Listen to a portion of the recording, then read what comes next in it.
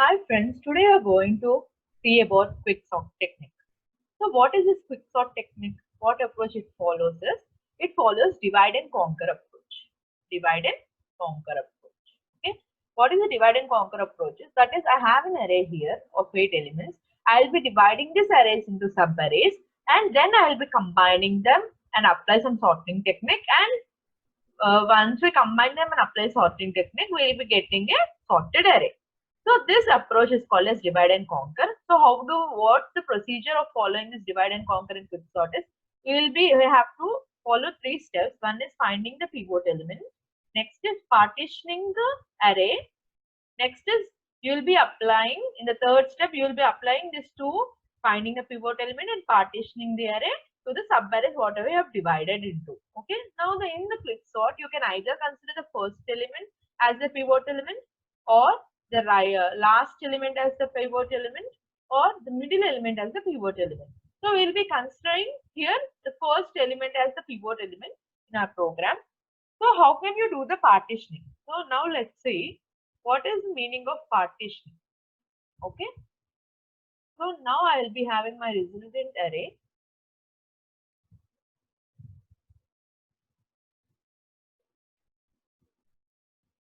So let's suppose my pivot element is 25. So the values lesser than the 25 will be placed before the pivot element. That is, what are the values lesser than this one? 25 is 14, 17, 8 and 6, right? We'll place here 14, 17, 8 and 6. The values greater than the pivot element will be placed after the in the location after the pivot element. Okay. Now what are the values greater than the pivot element? 52 and 37. Okay, 52, 37 and 63 also, right? So here you will be getting 52, 37 and 63. One thing you can remember that these elements can be in any order. They need not be in sort.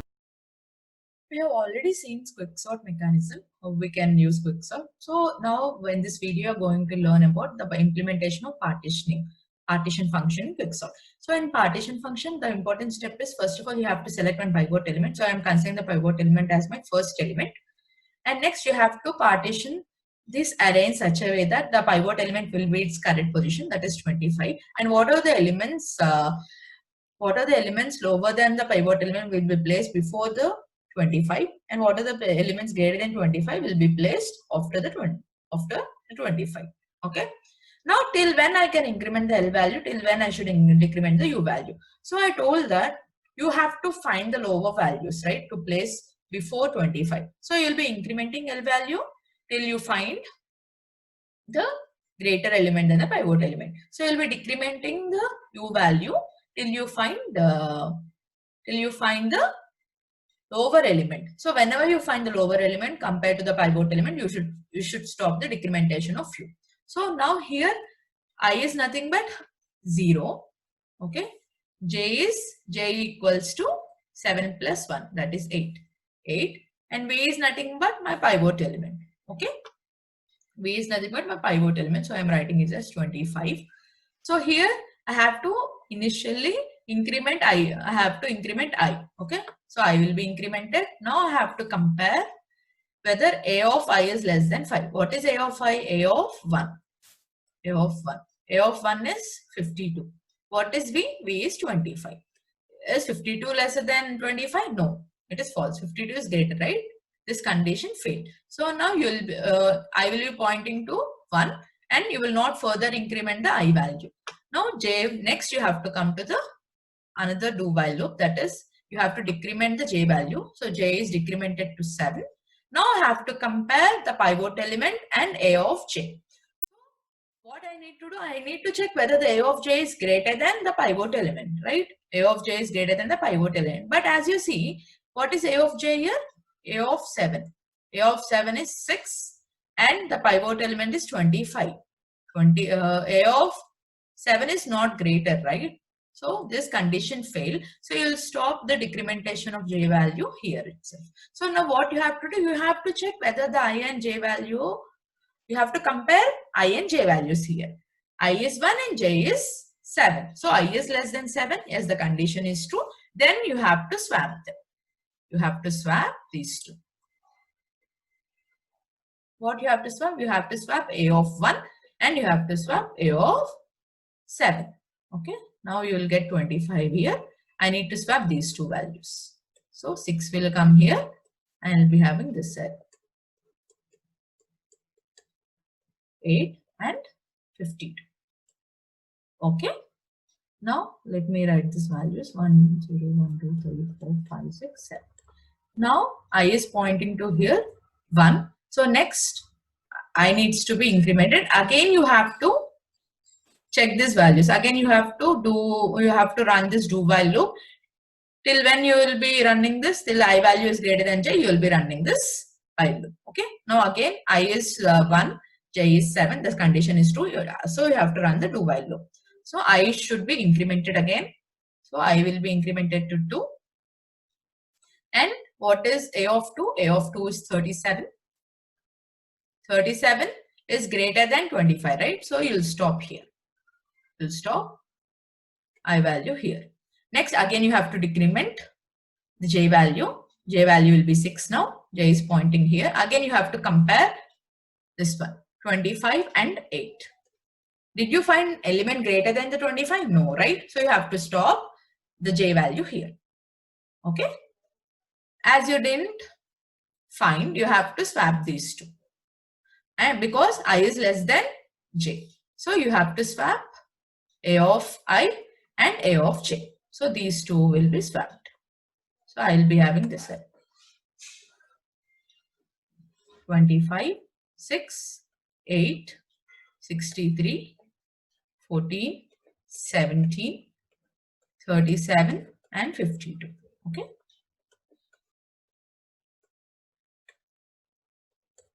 Now again I need to check whether I value is lesser than 6. Yes. 2 is less than 6. The condition is true. Again I have to follow these steps. Again increment I value. I value is 3 now. I is pointing to 3. Did you find the element lesser than the pivot element? No. So you will be stopping the I value here. I value will not be incremented further. And next you have to decrement the j value. I has become 3 here. J value has been decremented and it has become 5. And 5 you have found an element which is lesser than the pivot element. So j will not be incremented further. Again, you have to check I and j values. Yes, I and j is condition is true. You have to swap these two. So I have to swap this one. 63 and 17. Okay. Now I will be having this array. 25, 6, 8, 17, 14, 63, 37 and 52. Okay.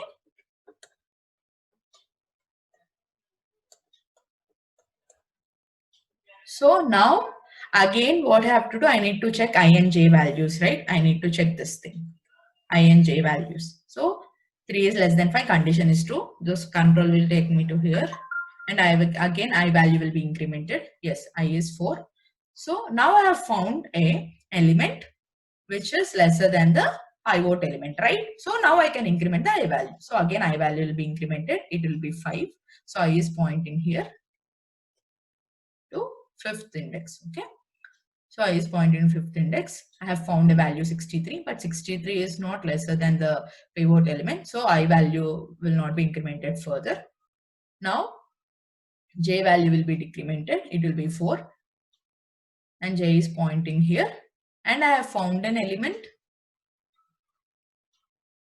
I have found a value which is lesser than the pivot element. So it will stop here. J value will not be incremented. Sorry, you should not swap here actually, because j value has become 4 and I value became 5, right? You should not swap here because this condition failed.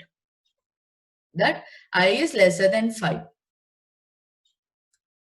This condition failed here. J value is not lesser than I value. J value is greater than the I value. That's why you will not perform swap here. So you will come to this part now.